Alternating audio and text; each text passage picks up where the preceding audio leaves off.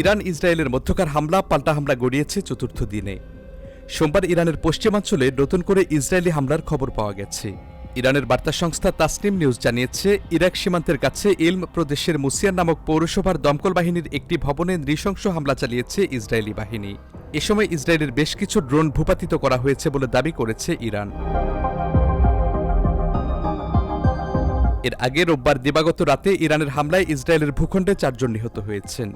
শুক্রবার থেকে এ পর্যন্ত ইসরায়েলে মোট নিহতের সংখ্যা অন্তত 21 জনে দাঁড়িয়েছে বলে জানিয়েছে দেশটির জাতীয় জরুরি পরিষেবা।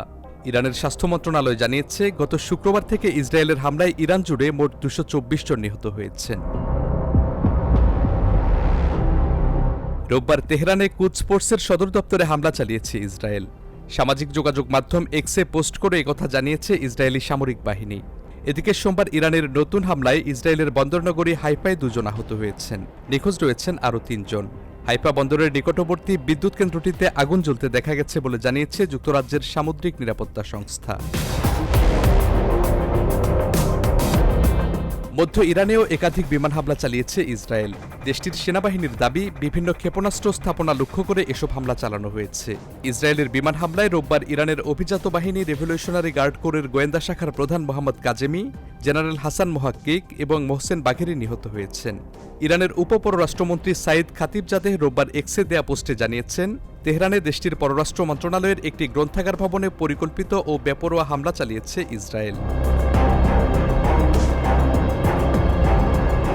ইসরায়েলের প্রতিরক্ষা বাহিনীর পরিসংখ্যান বলছে, ড্রোন হামলার পাশাপাশি ইরান গত শুক্রবার থেকে তেল আবিবে 370টি ব্যালিস্টিক ক্ষেপণাস্ত্র হামলা চালিয়েছে। দুদেশের পাল্টা হামলার মধ্যে যুদ্ধবিরতি নিয়ে ইসরায়েলের আলোচনার প্রস্তাব নাকচ করেছে তেহরান। মধ্যস্থতাকারী কাতার ও ওমানকে ইরান জানিয়েছে, এ মুহূর্তে যুদ্ধবিরতি নিয়ে আলোচনায় কোনোভাবেই রাজি নয় তেহরান, বরং পারমাণবিক অস্ত্র বিস্তার রোধে স্বাক্ষরিত চুক্তি থেকেও সরে আসার হুমকি দিচ্ছে Iran. Saifur Rahman Rubel, channel S, international desk.